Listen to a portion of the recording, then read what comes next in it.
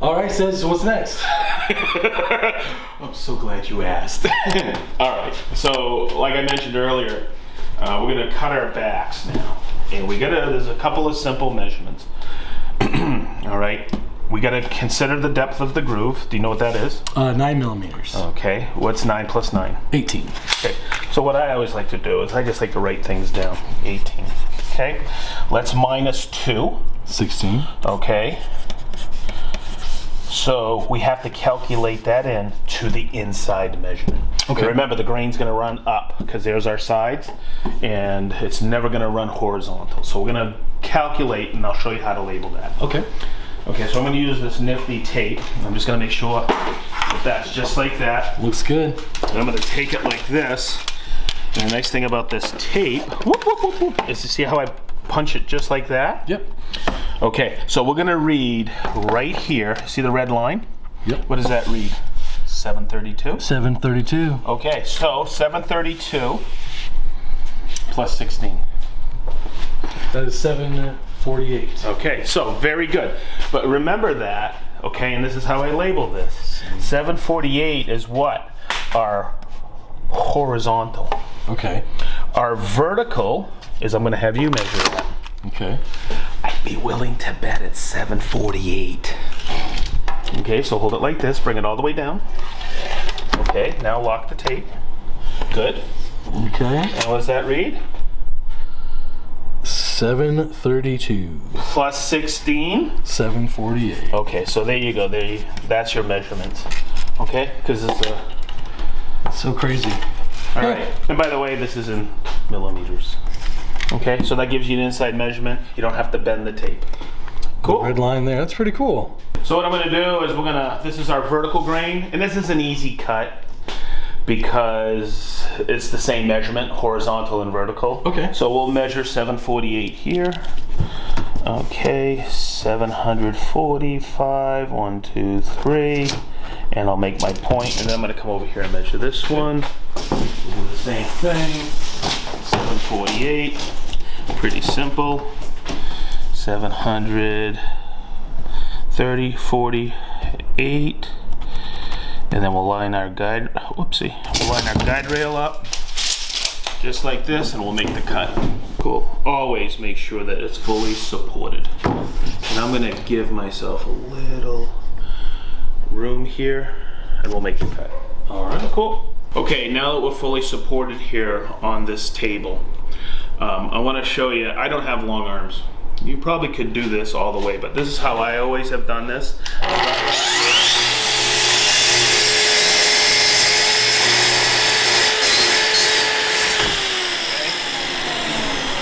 And then what I'm going to do is I'm going to come over here, and the beauty of this track saw is I have it on here. It hasn't moved. I can come back here and finish the cut. Nice and safe. I don't have to overreach. I just come back over and finish the cut. All right. Make sure we're good here. Okay, man, I'm just gonna coach you on one thing, dude. Yes, sir. Don't mess it up. Let's go. Oh my gosh. Let me check my depth here real quick. Okay. Okay, good.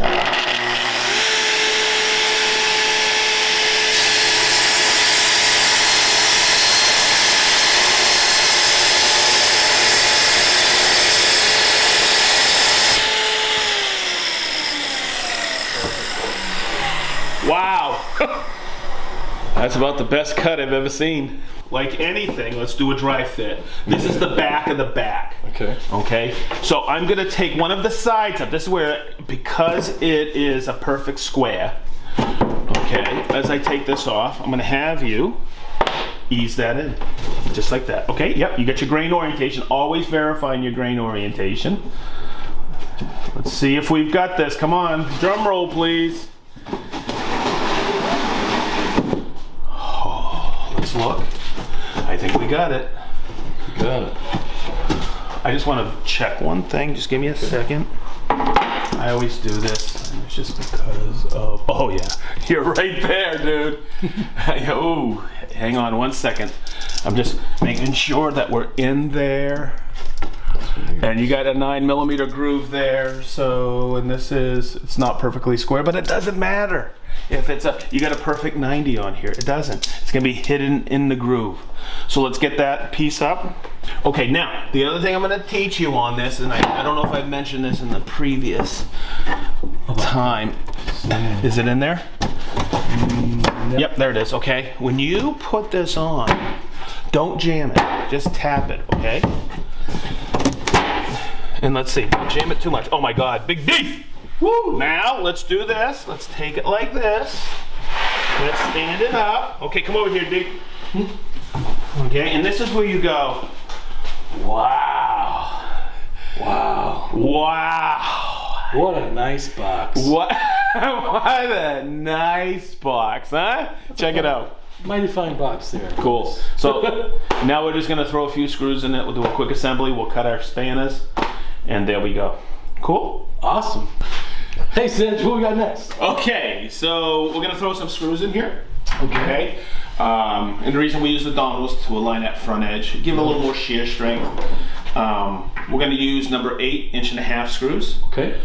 But you're a tall guy, you could probably do this with an impact up here, not me. So what I'm gonna show you is, I'll just grab this. Okay. Always have different levels or adjustable tables, because this table here, right here, is perfect. This is my new assembly table.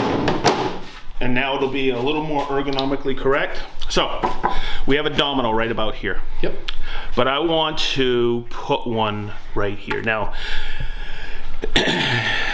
a lot of people may contradict me and say, oh, why don't you countersink or something? But with the evolution of these screws, these are self-tapping, and you see that right here, they're called nibs. They're on the underside of that bugle point. Okay. Okay. The nice thing is those are what we call a self-countersinking screw. So what we used to do in assembly in the old days is we'd have an air drill, a pneumatic drill, and we would countersink, and then we would take a regular drill and put those screws in. Okay, with a couple of crown staples to bring that edge in real quick. Well, with the advent of impact drivers and these screws, it saves a ton of steps. So I'm just going to take it like this, and that's called feathering it in. And look at that, that's a perfect joint. So what we're going to do is I always bring all my screws over here. I'll do this joint here. I'm going to come back over here. Remember, we got a domino right about here. Yeah. Okay, so I'm going to bring one right in here. I don't go here where the groove is, but I'll bring it right in about here. And that's a Torx head. No one's ever going to see this. Because the top. Well, you got to think about it. Someone says, well, why? They may say, oh, why are you putting it together with screws? Why don't you just glue it with the dominoes? I want to make sure I can take these apart so I can sand them up and finish flat. But also, no one's ever going to see this because there'll probably be another cabinet banged against it. Mm-hmm. And if I need to cover these up, say it's an end cabinet, I might put applied molding here, or I might put an end panel. Oh, okay. Okay, so I'm just going to throw it together. Remember, there's always 100 different ways to build this cabinet, but this is a frameless, some people call them Euro cabinets. It's a frameless cabinet, but there's 100 ways to build this box. It's a box. Right. Okay? So, it's a mighty fine box. And you'll see where we put the spanners back here in a couple of minutes. Okay. Some people put the spanners inside and tack on the back, but when it all comes together, it's a box. Okay, cool. So let's get a few screws in here. Okay. Perfect, perfect. One right about here. Okay.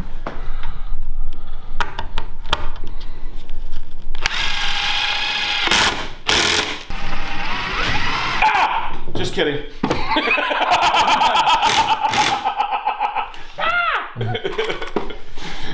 Safety first, kids. I shot a crown staple through my buddy's finger. He was holding it like this, and it found the grain. It went right into his finger. Oh no! And he was, but I normally don't do it, but I couldn't stop laughing. I had to walk out to the truck. Oh my God, he was so. All right, so what we got next, Sedge? Oh, okay. So what we're gonna do is we're gonna cut our spanners. Okay. Nailers, cleats, whatever you want to call them. So what we're gonna do is, now remember, we get a lot of work into this. See this right front edge here? We don't want to degrade it. So we have a piece of plywood here. What we're gonna do is so it's easy to do, to screw them in. We're gonna take it, we're gonna flip it like this. Okay. Okay, we're gonna flip it down. Okay? You get everything where you need it, just like right here. Your spanners are gonna be here. Now I'd be willing to bet that this measurement right here is 732 millimeters.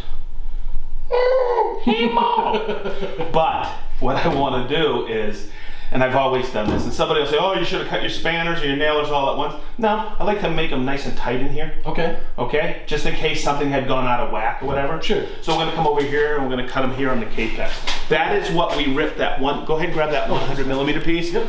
Remember? Man, it seems like forever ago we ripped it. So let's bring it over to the K-Pex, we'll make a cut. So don't ask me what's next. You know what's next.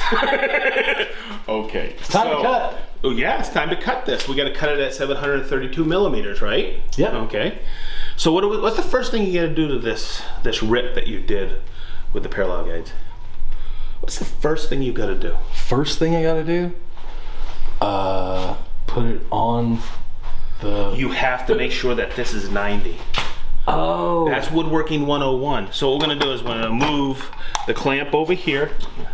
Look at this guy. Okay. All right, we'll bring it over here. We'll set it down and we're going to get our 90 on here. Now, the other thing I want to teach you is, I may have bumped into this yesterday or whatever. Okay. Okay. What we want to do is we always want to verify our miter saw. We want to make sure it's at 0. Lock it in, but we also want to check the bevel because I might have hit this moving some lumber in. So we'll take it, we'll bring our bevel to 0. That way there we know we're going to get a perfect 90. Okay. And remember, bring it all the way out. And let it come down from speed. You see how I'm holding this saw? It's just like how I taught you how to use the track saw. 3 fingers in the tote and your index finger. And you'll see that when we really get into hand saws, this makes a big difference when you're holding a hand saw. Okay. Okay, so we know that's 90. And then what I'm going to do is I'm going to bring this, I set my stop here at 732 millimeters. And we'll just bring it right over. And I'll cut the first one, bring it right in. What we got to do. Now here's another thing I want to point out. When you're using a slide compound miter saw, okay, see how we have a stop here set? This is where the stop goes, not on this side, because between the blade and the stop, it's now a captured cut. Ah, okay. Danger, Will Robinson, if you don't lock it down. Okay. Safety first. Always safety on a miter saw. And just let it come down from speed. So let's bring it right over here. Okay. And we'll do a test fit.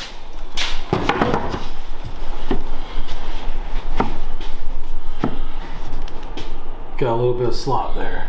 I don't want that. No. Okay? So we'll use that for something else. Let's bring it out a little. And we'll go a couple millimeters. Okay. So always do that test fit. And because we have a registered stop,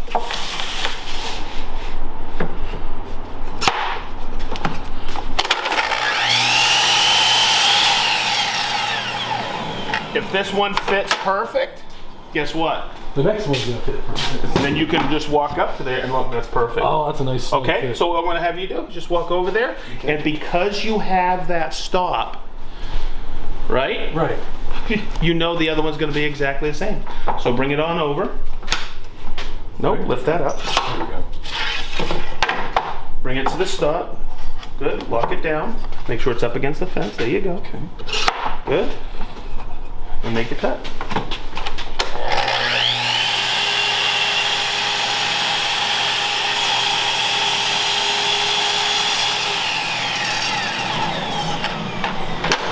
Go ahead and bring it on over. I'm gonna tell you something about these new screws. These are GRKs? Yeah. You know why I like them? Because they're Torx.